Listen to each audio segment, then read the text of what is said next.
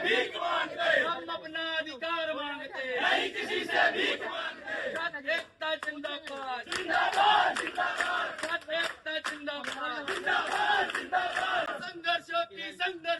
संघर्षों की चली मशाल, भागे दुश्मन और डराए, संघर्षों की चली मशाल। भागे दुश्मन और डराए। छात्र एकता जिंदाबाद, जिंदाबाद जिंदाबाद छात्र एकता जिंदाबाद। जिंदाबाद जिंदाबाद। दोस्तों, देश की राजनीति हो या प्रदेश की राजनीति, उसमें अगर युवा पीढ़ी का कहीं कोई स्थान नहीं होता है तो देश की राजनीति को सही दिशा नहीं मिल पाती। मध्य प्रदेश हाई कोर्ट ने अभी छात्र संघ चुनाव को लेकर जिस तरीके से अपना निर्णय सुनाया है, उससे ये संकेत मिले हैं कि मध्य प्रदेश में अब छात्र संघ चुनाव होंगे, लेकिन कहीं ना कहीं उसमें भी सरकारी तंत्र जो है वो अपने आप को बचाने की कोशिश कर रहा है। लेकिन छात्रों का एक बड़ा वर्ग है जो चाहता है कि मध्य प्रदेश के विश्वविद्यालयों में, महाविद्यालयों में छात्र संघ चुनाव हो। हमारे साथ हैं प्रतीक गौतम, जो कि NSUI के सक्रिय सदस्य हैं, कार्यकर्ता हैं, जो झाड़ू नेता भी हैं, युवा नेता।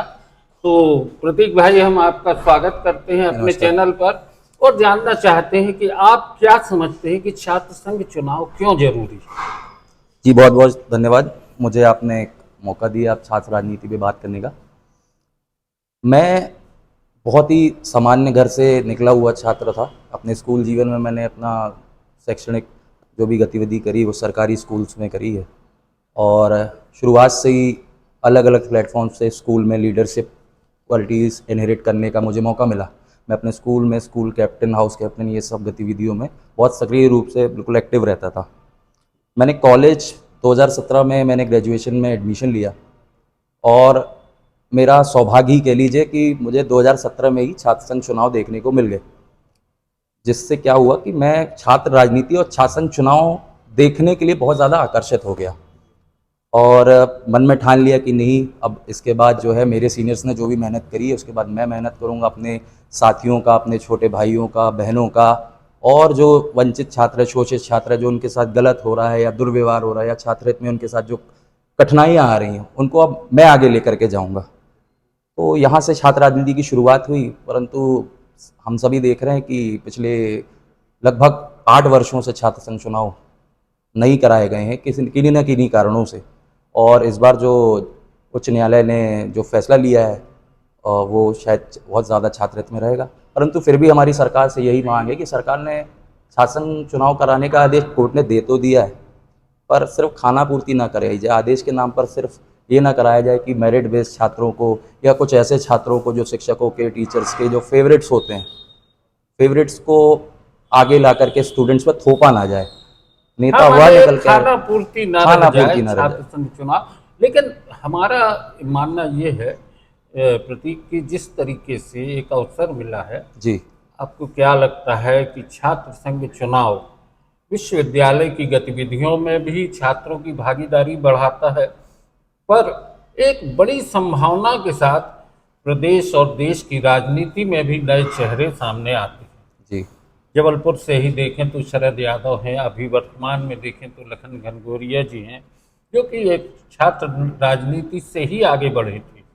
तो आपको लगता है कि युवाओं में ऐसे नेतृत्व की क्षमता डेवलप होगी? जी जी, जब मैंने छात्र राजनीति 2017 से शुरू की तो मैंने, आपने बताया, हमारी पार्टी के वरिष्ठ नेता हैं लखन घनघोरिया, वर्तमान में विधायक हैं, पूर्व मंत्री भी थे। लखन घनघोरिया जी हों, प्रहलाद पटेल जी हों जो वर्तमान में बीजेपी से मंत्री हैं, और खुद स्वयं मुख्यमंत्री जी हैं मोहन यादव जी, जो कि उज्जैन के महाविद्यालय से प्रेसिडेंट का चुनाव जीते हुए। हम लोग इन्हीं लोगों को देख करके अट्रैक्ट हुए थे, छात्र राजनीति की तरफ आकर्षित हुए थे। परंतु ये बड़ी दुर्भाग्य की बात है, कुछ लोगों को छोड़ करके अधिकतर नेताओं ने छात्र राजनीति का दमन करने का, उसका गला घोटने का काम किया है, क्योंकि वो नहीं चाहते थे कि नया नेतृत्व निकले प्रदेश में, नया प्रदेश में, जिले में, देश में नया नेतृत्व निकले। वो चाहते थे शायद कि उनके बच्चों का ही राजनीतिक पालन पोषण रहे, या उनके आसपास के जो उनके चाटुकार हैं उनको ही राजनीतिक लाभ मिले और नया नेतृत्व पैदा ना हो सके, शायद इसीलिए उन्होंने छात्र राजनीति को उतना तवज्जो नहीं दिया। हम देख रहे हैं, आप प्रदेश हमारे प्रदेश में पिछले 8 सालों से चुनाव तो नहीं हुए, पर मुझे 2018 से लेकर के आज वर्तमान 2025 में भी मैंने कई सेंट्रल यूनिवर्सिटीज़ में छात्र संघ चुनाव में काम करने गया हूँ। मैंने अपने सामने 2 ऐसे हमारे संगठन के नेताओं को निकलते हुए देखा है जो आज हमारे राष्ट्रीय स्तर की बॉडीज़ में बहुत अच्छा काम कर रहे हो, भविष्य में देश की और प्रदेश की अपने अपने जिलों की कमान संभालने वाले हैं।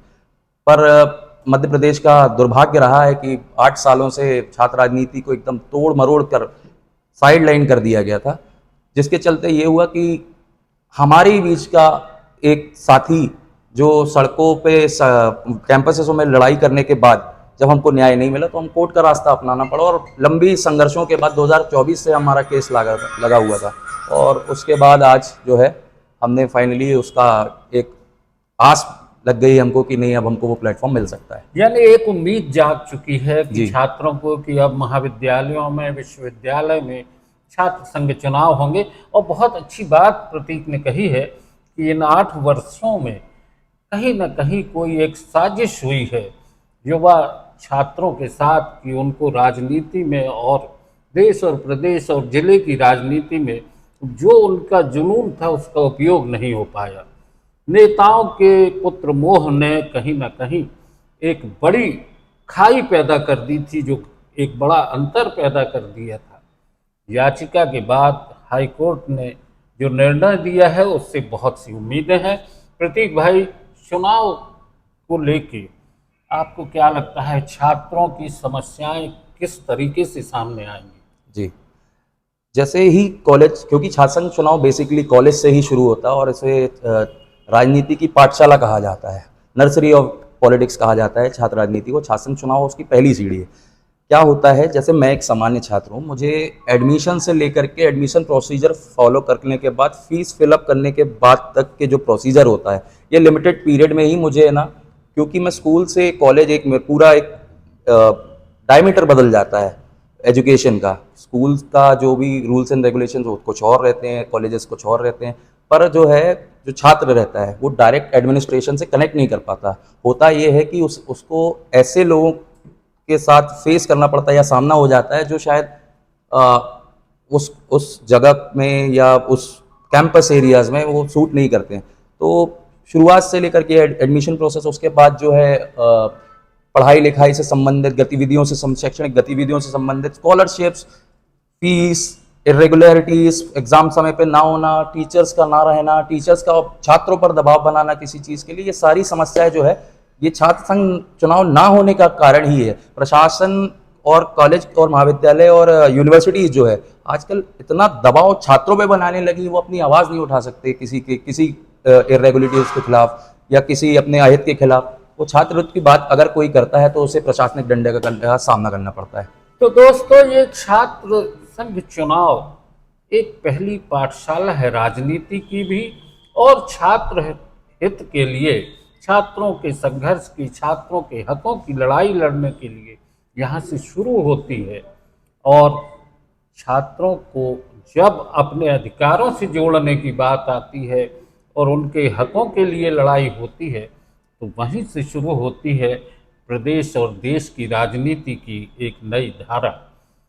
प्रतीक भाई, आने वाले छात्र संघ चुनाव में निश्चित तौर पर NSUI की तरफ से आप जो भी अपने पैनल खड़ी करेंगे, जहाँ जहाँ भी खड़ी करेंगे, निश्चित है, उम्मीद है कि एक नया नेतृत्व उभर कर सामने आएगा।